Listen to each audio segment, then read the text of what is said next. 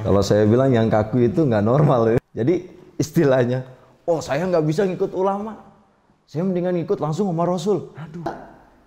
Di Indonesia ini banyak sekali orang yang di luar Islam, tapi mau hidup rukun sama kita. Berapa kali dia sehari didengerin azan pakai speaker? Keras lagi. Keras lagi.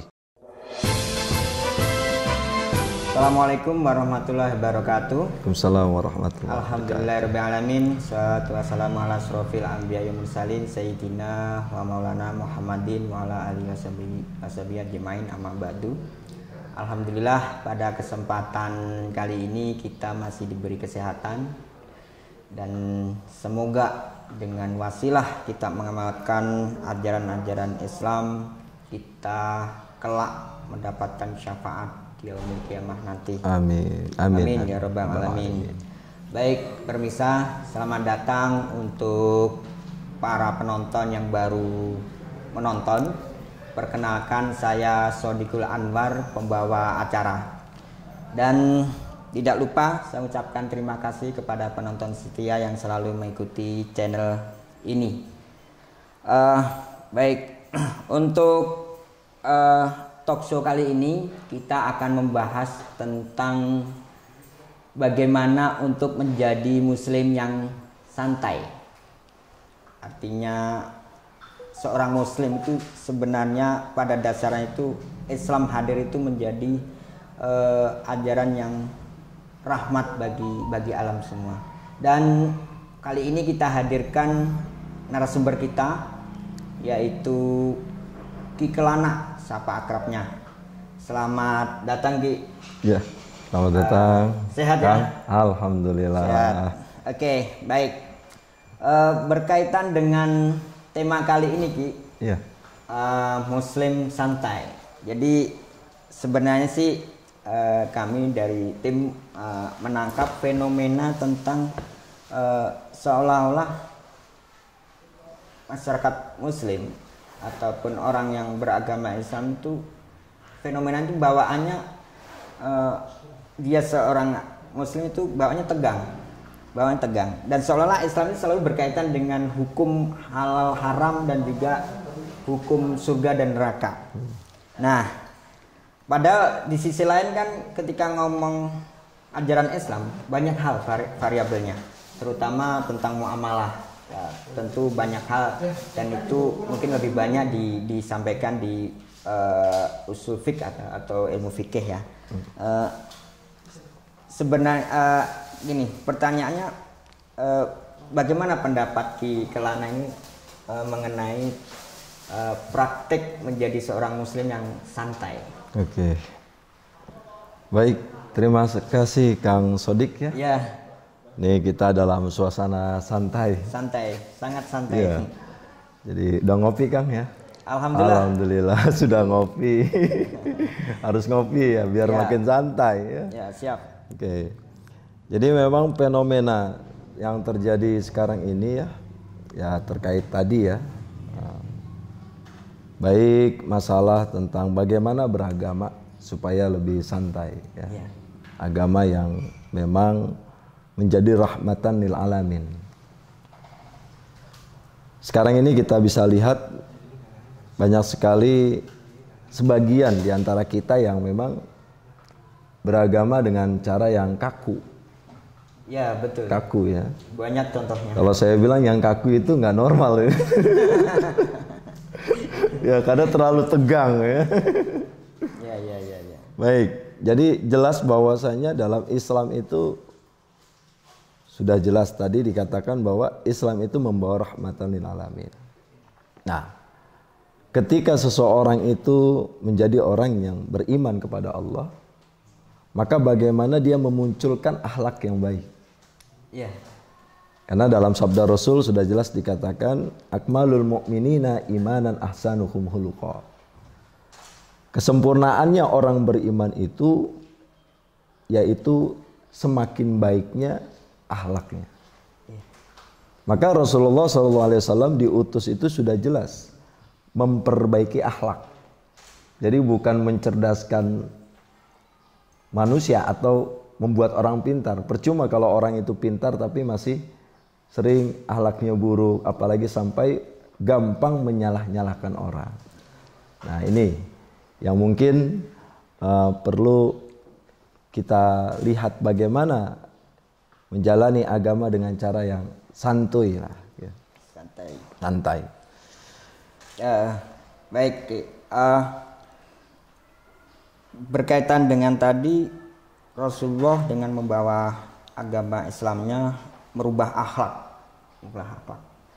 Di sisi lain makna dasar daripada Islam itu kan sebenarnya selamat ya. Selamat. Dengan keselamatan pada umat. Nah, sebenarnya ada nggak sih kisah ataupun sirah Nabi yang dalam hal mengajarkan, memberi pesan kepada sahabatnya itu dengan agak santai, mungkin boleh dibilang agak bercanda, tetapi di situ sebenarnya mengedukasi para sahabatnya.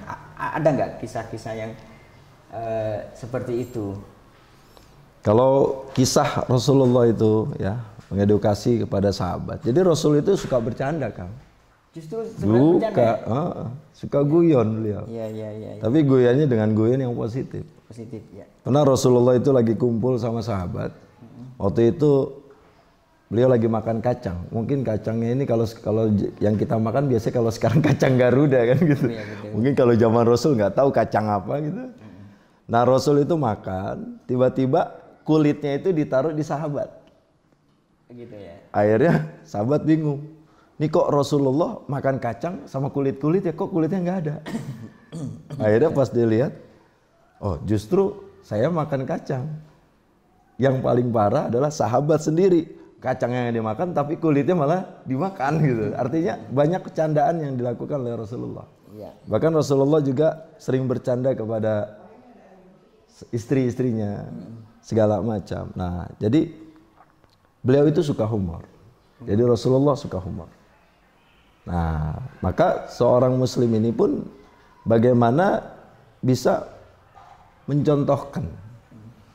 Jadi jangan terlalu kaku dalam beragama. Ya, itu banyak sekali yang dicontohkan oleh Rasulullah. Baik, fenomena ekstrim nih dalam berpikir. Kita masuk pada wilayah kita Nusantara. Fenomena ekstrim dalam hal berpikir. Kita belum ngomong pada bertindak ya. Kalau bertindak pasti akan benturan fisik hingga berani benturan, nah ibaratnya gitu. Yeah. Fenomena ekstrim dalam berpikir ya yang paling menarik menjadi perhatian kita itu selalu menolak perbedaan dari sisi pendapat ataupun dari sisi keyakinan ataupun ajaran yang diyakini kok berbeda dengan pihak lain. Tentu ini juga berdampak pada diri kita atau orang-orang kita. Kira-kira pendapat Ki Kelana itu seperti apa fenomena seperti ini? Baik. Atau bahkan pernah mengalami? Oh iya, itu udah sering ya. Udah jadi makanan tiap hari. Jadi terkadang saya bilang, saya lucu ya. Kenapa ini fenomena yang terjadi sekarang justru Islam sama Islam saling mengkafirkan. Islam sama Islam saling memusuhi. Nah hal ini memang sudah jelas ya, dikatakan dalam kitab Hujjah Hadratus Syekh Kiai Haji Muhammad Hashim bin Asy'ari, beliau menjelaskan di situ. Inna ummati la tajtami'u ala dolalatin fa idza ra'aitum ikhtilafan fa 'alaikum bisawadil a'dham. Sesungguhnya umatku itu nanti akan terpecah belah. Bahkan akan terjadi sebuah ikhtilaf, perbedaan. Maka ketika engkau melihat sebuah perbedaan, maka ambillah yang bisawadil a'dham, yang mayoritas. Nah, kemudian sahabat bertanya, apa itu yang mayoritas? Bisunati, mengikuti sunnahku, wa ashabi, dan juga mengikuti sahabat, wa tabi'in sampai kepada ulama. Jadi istilahnya, oh saya nggak bisa ngikut ulama, saya mendingan ikut langsung sama Rasul. Aduh, justru ini maaf ya, pemahaman yang menurut saya agak ganjil. Ya justru kita ini bisa mengenal Islam berkat wasilahnya para ulama. Makanya al-ulama warasatul anbiya. Sekarang saya tanya, Quran itu siapa yang membukukan sampai detik ini terpelihara. Sekarang saya tanya lagi, apakah Rasulullah ketika diturunkan wahyu itu sudah berbentuk buku? Teks buku belum, masih menghafal. Masih menghafal. Nah, jadi masih bentuk menghafal. Lalu kemudian banyak ide-idenya sahabat yang akhirnya dimushafkan dengan kulit, dengan pelepah kurma, dengan batu lain sebagainya. Semakin kemari mulai itu muncul yang namanya kirtosun. Kirtosun itu bahasa Arab kan. Cuman sudah nyampe ke Indonesia karena mungkin udah kebanyakan makan jengkol jadinya kertas. Ya, kirtosun itu didapat dari negeri Persia di zamannya Utsmani. Kemudian mulailah dibukukan terus sampai sekarang diteruskan oleh para ulama sampai sekarang ini Quran beraneka ragam. Berkat siapa kalau tanpa ulama? Jadi kalau umpama ada orang yang mengatakan, oh udah nggak usah langsung aja kita ke Quran, langsung saja kita ke Rasul. Nah ini keder. Ya, kalaupun si A seorang Muslim mempelajari langsung dari Al-Quran, kalaupun tidak mampu bisa jadi ada kesalahpahaman tentang makna itu. Ya? Betul. Makanya kan dalam konsep Al-Imam Ibnu Syirin itu dalam makalahnya, al-ilmu din fangduru amman takhuduna dinakum. Bahwasanya orang mau belajar ilmu agama itu maka carilah guru. Dan lihatlah siapa gurunya, lihatlah bagaimana sanad keilmuannya dan dari mana ilmunya didapat. Apakah sanadnya nyambung kepada Rasulullah atau tidak. Nah, kalau kita mempelajari Quran dengan sendirinya, ya ini otomatis gurunya bisa jadi setan. Karena dia belajar tanpa dengan guru. Nah ini kan kebanyakan di fenomena sekarang ini banyak yang gampang belajar tanpa guru. Apakah kejadian-kejadian ini yang menjadi sebagian kelompok itu berpikirnya terlalu ekstrim? Gitu? Ya, ada beberapa yang memang ketika dia mengkaji Al-Quran tanpa melalui tafsir-tafsirnya para ulama. Sehingga dia gampang menafsirkan dengan akalnya sendiri. Oh gitu ya. Ya. Seperti halnya tentang masalah di dalam Quran, masalah bab perang, jihad. Ya, itu Ki. Yang nah, ini menjadi narasi-narasi betul. Tambahan. Kemarin itu kita sudah miris ya, kejadian pengeboman yang dimana seorang mahasiswa membawa pistol masuk ke Polda itu ya. Dan itu masih muda banget. Masih muda banget masih itu. Muda banget. Ya, sayang sekali. Masih muda, belum menikah lagi ya. Nah, ini kan karena kenapa? Karena terbawa oleh doktrin-doktrin sebuah agama-agama yang dimana mengatasnamakan Islam tapi dengan cara jihad yang salah. Nah, itu bisa terjadi dari mana? Dari dia gampang menafsirkan Quran dengan akalnya sendiri. Padahal dalam Islam itu waqatilu fisabilillahi yuqatilunakum. Dan perangilah orang-orang yang memerangimu. Jadi Islam itu nggak pernah ngajak perang. Tapi kalau diperangi baru siap. Makanya ketika di zaman Rasulullah nggak pernah ngajak perang. Nggak pernah Rasulullah itu mengkafir-kafirkan. Bahkan Rasul pernah berhadapan dengan Yahudi buta yang dimana Rasul dihina, justru malah Rasulullah memberi makan tanpa mengatakan atau menjas dia itu sebagai kafir. Kenapa? Karena Rasul tahu bisa jadi yang orang dilihat kita sekarang kafir, bisa jadi besok dia dapat hidayah, kemudian dia mati dalam keadaan husnul khotimah. Kita tidak bisa menjamin, oh sampean ini kafir neraka, nggak bisa. Oh sampean ini kafir, wah ini nggak bisa di surga, nggak bisa. Karena urusan surga dan urusan neraka itu bukan urusan makhluk, tapi urusan Allah. Siap. Nah, ini kan sekarang ini maaf ya. Jadi istilahnya fenomena sekarang ini banyak yang gampang menjustifikasi. Iya. Padahal jelas ya dalam Quran itu konteksnya dua loh. Hablum minallah, hablum minannas. Gak ada tuh hablum lil muslim. Hubungan terhadap Allah, hubungan terhadap manusia. Nah sekarang kalau kita bicara manusia itu banyak. Walaupun berbeda-beda agama, tapi dia sesama manusia, maka wajib kita muliakan. Apa yang kita muliakan? Karena dia adalah manusia juga, makhluk ciptaan Allah. Dari sisi kemanusiaan. Betul, dari sisi kemanusiaannya. Gini Ki, setelah mendengar penjelasan dari Ki Kelana tadi kan proses dakwah Nabi dengan ada unsur candanya, ketika ditarik ke sini itu sebenarnya ada beberapa kontekstual ya, ketika menyampaikan dakwah itu selalu mengikuti perkembangan zaman. Kalau dulu ketika ngomong Al-Quran itu selalu dihafal. Tapi bergeser ke sahabat mulai dibentukan berbentuk Al-Quran hingga sampai ke sini.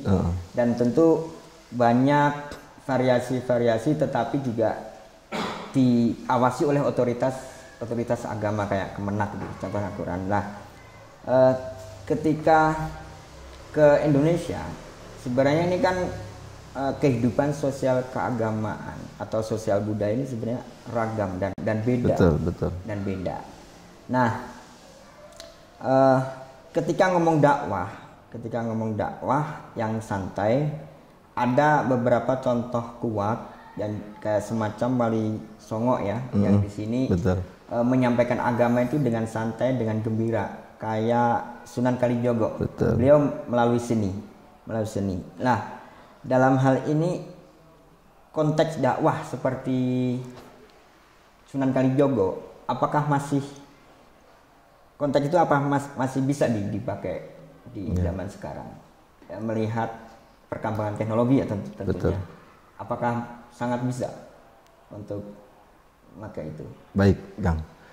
Kalau konteks yang dibawa oleh Wali Songo ini kan menyebarkan agama Islam. Awalnya itu dengan membawa gaya budaya Arab. Namun tidak masuk di kita. Berarti ada fase menolak juga? Ada penolakan. Itu berapa kali? 3 kali cara itu nggak masuk. Akhirnya Wali Songo punya ide bagaimana supaya memasukkan agama tanpa menghilangkan budayanya. Oh iya. Itu dimasukkan. Nah, makanya di situ Sunan Kalijogo berdakwahnya dengan cara menggunakan budaya segala macam. Nah, makanya kalau kita lihat ini sekarang itu banyak sekali yang dipakai oleh kita sendiri, bahkan ya di kalangan Ahlussunnah wal Jamaah, terutama Jam'iyah Nahdlatul Ulama itu selalu mendawamkan dan mengembangkan dakwah ala Wali Songo. Seperti halnya beduk. Nah, itu kan beduk warisan Wali Songo. Ya, itu bukan dibilang, wah itu beduk nggak ada di zaman Rasul, sesat, nggak bisa. Maksudnya apa sih di zaman Wali Songo itu? Supaya orang tahu tandanya waktu sholat. Karena waktu itu belum ada pengeras ya? Belum ada pengeras. Nah, selagi itu memang ada maslahat dan tidak melanggar dari syariat, maka itu dibolehkan.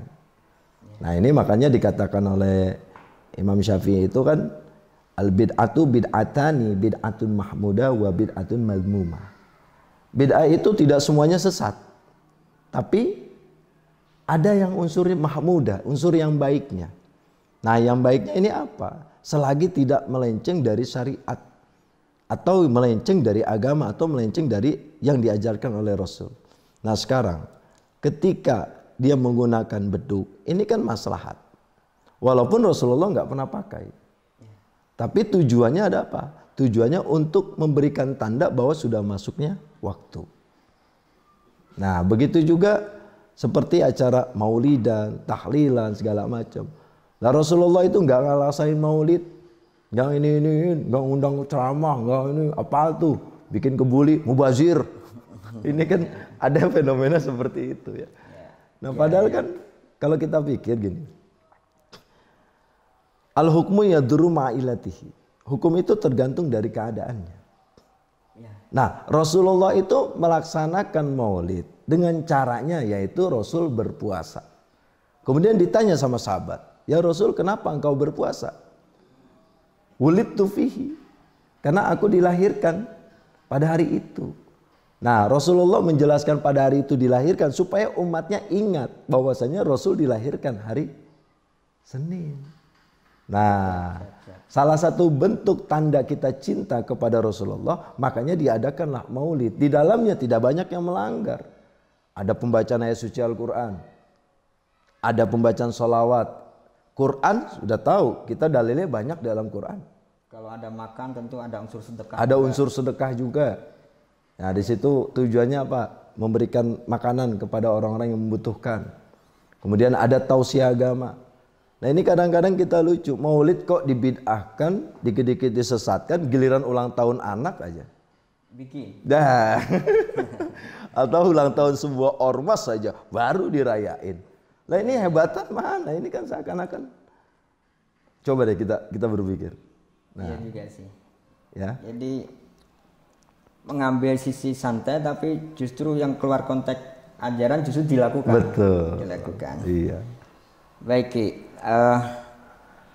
Narasi ujaran kebencian ya mungkin walau polarisasi ini yang berdampak kemarin ya. Polarisasi ujaran kebencian ini kan ini sebenarnya udah mulai meredup. Tetapi fenomena kecil di lingkungan kita itu sebenarnya masih ada, Ki. Masih ada. Kayak anak kecil itu selalu membedakan ini kamu agama lain.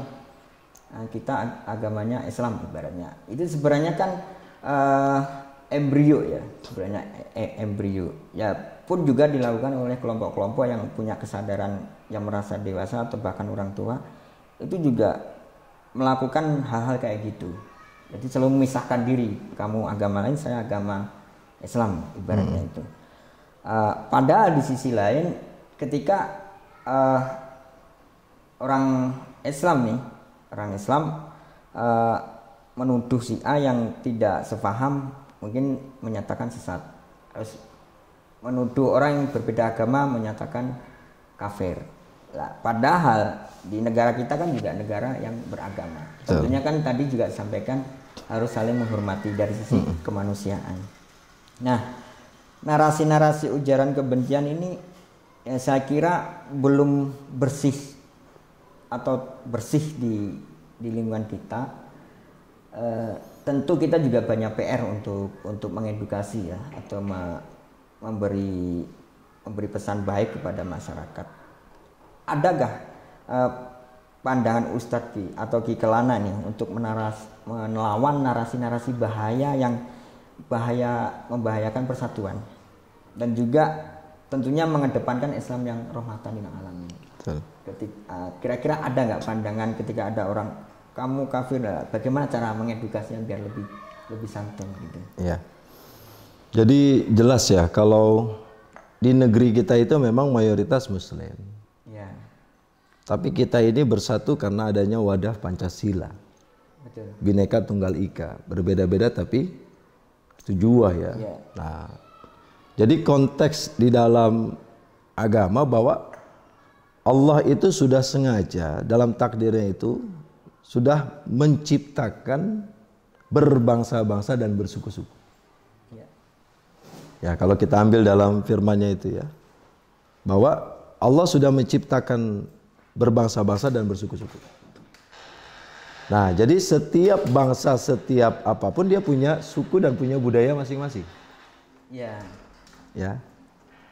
Ya, kalau tidak salah kita baca dalam firman-Nya itu, Bismillahirrahmanirrahim. Ya ayuhan nas inna khalaqnakum min dzakari wa untha wa ja'alnakum syu'uban wa qaba'il lita'arafu inna akramakum indallahi atqakum. Ila akhiril ayat. Nah, wahai manusia, bahwasanya Allah telah menciptakan kalian dari laki-laki dan perempuan. Bahkan Allah jadikan kalian itu berbangsa-bangsa dan bersuku-suku. Nah, artinya bangsa dan suku itu memang sudah Allah ciptakan. Jadi di negara sana punya budayanya beda. Ya Arab ya Arab. Indonesia ya Nusantara ya Nusantara. Baik. Ya. Jadi kita nggak bisa dengan gaya kita Nusantara harus gaya ala Arab. Ya nggak bisa tuh. Dengan suara yang dimirip-miripin Arab nggak bisa. Karena memang Allah sudah menciptakan kita seperti itu. Baik. Nah, ketika ada orang yang bertentangan terhadap apa tadi ya?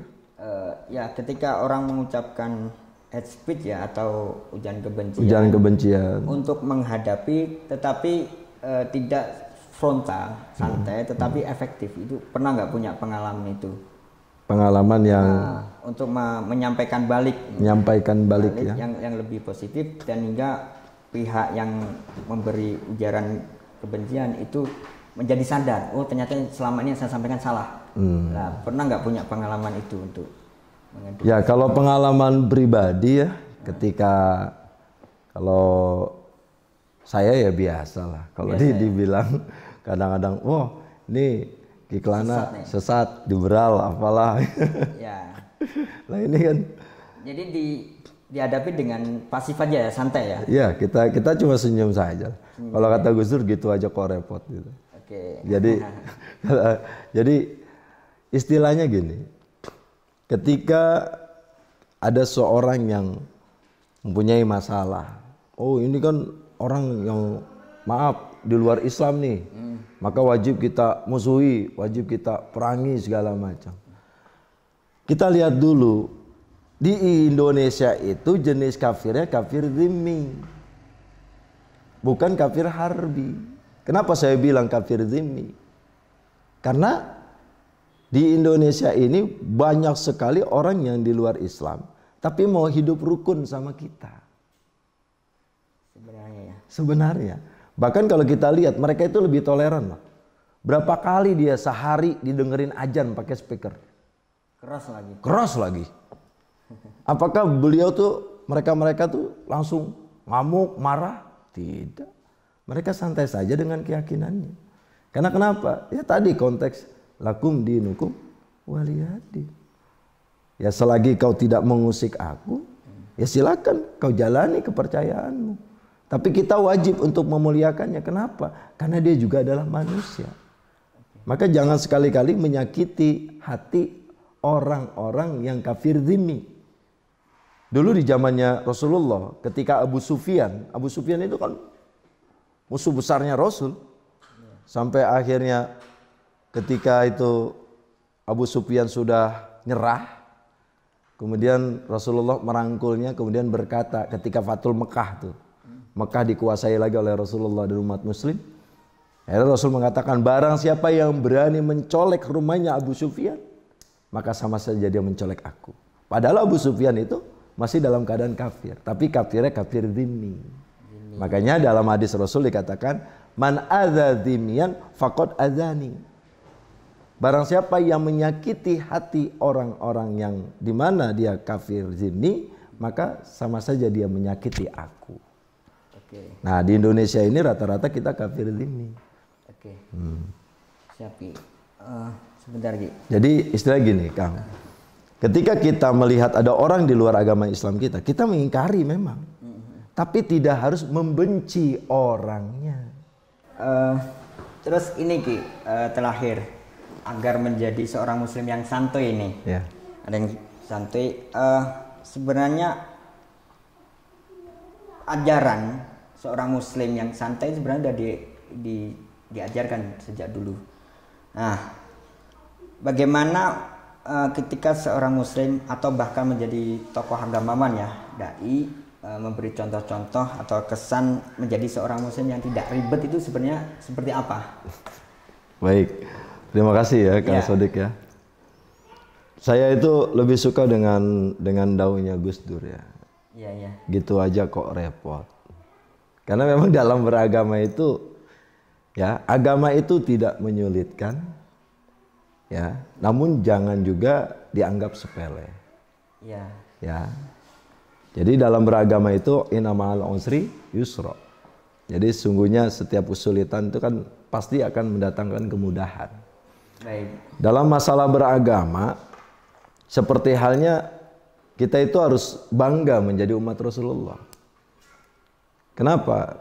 Karena jelas Rasulullah SAW itu dalam sabdanya mengatakan, kullu ummati yadkhulunal jannah illa man aba qalu wa ma ya'ba ya Rasulullah man ata'ani dakhalal jannah wa man asani faqad aba. Jadi seluruh umatku itu pasti masuk surga. Baik. Tapi ada orang yang nggak mau masuk surga. Nah ini orang yang menurut kita terlalu keterlaluan ya, ribet ya. Udah gitu. Dikasih kemudahan. Betul. Jadi banyak sekali kemudahan yang dilakukan. Bahkan Rasulullah ketika mau menjelang wafatnya itu bertanya sama Jibril, jaminan apa yang aku dapat beserta umatku? Turunlah hadis qudsi, inni haramtul jannata ala sairil anbiya'i hatta tadhulaha anta. Sesungguhnya aku haramkan surga bagi para nabi yang lain sebelum engkau ya Rasulullah masuk lebih awal. Masya Allah kan. Wa haramtul jannata ala sairil umami hatta tadhulaha ummatuka. Dan aku haramkan surga bagi umat yang lain kecuali umatmu ya Rasul, yang masuk lebih awal. Begitu dimudahkan ya, begitu dimudahkan. Dijamin. Makanya ketika Rasulullah, kita ambillah dalam masalah furu'iyah, masalah fikih, itu banyak sekali keringanan. Jika engkau tidak dapat air ya bisa tayamum. Jika engkau dalam keadaan musyafir, ya kan, bisa melakukan dengan cara mengqashar, menjama, ya kan. Jika engkau memang tidak mampu berpuasa, bisa mengqadha. Jadi jangan dibikin ribet gitu. Nah begitu juga dalam segi berpakaian. Lah berpakaian ini kan sebenarnya Rasulullah itu kenapa dia pakai, maaf ya, pakai gamis. Apakah gamis itu sunnah Rasul? Sedangkan gamis itu sudah ada sejak di zamannya Abu Jahal, Abu Lahab. Bisa diartikan ini sebenarnya budaya nih. Budaya. Okay. Ketika Rasulullah karena lahirnya di Arab, ngelihat budaya orang Arab pakai gamis, Rasul pakai gamis. Dan bisa diartikan Nabi Muhammad itu sebenarnya juga mengapresiasi dan juga menjaga budaya yang ada. Betul. Karena cinta dengan Mekah dan Madinah. Ya kalau Rasulullah turunnya di Indonesia mungkin pakai sarungan sama batikan, ayo Kang. Bisa jadi. Bisa jadi. Nah karena memang di sana budayanya pakai gamis, maka dia pakai gamis. Nah tadi sudah jelas ya. Tadi firmannya sudah jelas. Allah udah ciptakan kita itu berbangsa, bersuku-suku, berbudaya. Ya. Nah itu. Baik, sudah cukup Ki ya. Dan terima kasih atas penjelasannya. Bagaimana kita menjadi seorang muslim yang santuy, dan pada prinsipnya saya ulangi lagi, Islam itu adalah memberikan rahmat, menyuguhkan keselamatan bagi umatnya. Baik, terima kasih. Mungkin ada lagi Kang? Gimana? Sedikit ya. Iya. Jadi kalau saya perhatikan bahwa seperti halnya saya teringat dalam satu dalil, innallaha la yanzuru ila suwarikum wa amwalikum walakin yanzuru ila qulubikum wa amalikum. Jadi Allah itu sungguhnya Allah itu tidak melihat seseorang itu dari kapernya. Maaf, simbol seperti ketakwaan harus, maaf ya, dia memiliki istilahnya dengan gaya yang agamis banget segala macam. Allah itu nggak ngelihat seperti itu. Dari mana saya bilang? Karena maaf ya, ini kan kita budaya, batik budaya, celana budaya. Sekarang saya tanya, di zaman Nabi Adam pakainya apa? Gitu, saya nggak bisa berpikir. Yang penting di zamannya Nabi Adam adalah bagaimana menutup aurat. Maka ketika kita sholat ibadah ya nggak harus pakai gamis. Ya kita pakai sarungan, pakai celana selagi itu menutup aurat dan sopan. Jadi jangan sekali-kali menjas itu, wah orang ini nggak pakai jubah, sholatnya nggak sah. Aduh, nggak bisa. Ya? Jadi Allah itu justru melihat kita itu hati. Ila qulubikum, dan Allah lihat itu dari perbuatan. Percuma kalau kita memakai baju yang seakan-akan suci, tapi maaf jauh dengan konteks akhlaknya Rasulullah. Pakai baju yang gamis, sorban yang begitu panjang, tapi masih suka berbuat gibah, adu domba, lain sebagainya. Nah jadi ketika kita menjadi muslim, santai saja. Kita ibadah ya ibadah menjalani selagi kita tidak melanggar syariat. Kita pakai batik, kita pakai apa segala macam. Jadi tidak usah terlalu kaku. Baik. Ya itu intinya seperti itu. Ya. Terima kasih Ki atas penjelasannya. Tentu ini bermanfaat bagi kita semua dan dimanapun pemirsa berada. Dan Baik, terima kasih pemirsa yang sudah menonton video ini hingga sampai akhir. Saya Shodikul Anwar mohon undur diri. Sampai jumpa di acara berikutnya. Salam ilmu untuk amal dan sukses menuju kesolehan sosial Amin. dan spiritual. Wassalamualaikum warahmatullahi wabarakatuh. Waalaikumsalam.